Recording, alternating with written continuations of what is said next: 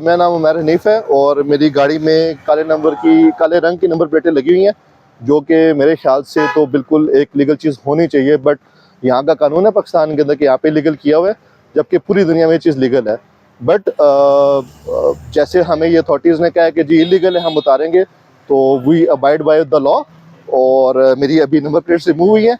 अच्छी चीज़ है अगर हमारी जो पुलिस है काम कर रही है, but still I strongly believe कि ये इलीगल नहीं होना चाहिए।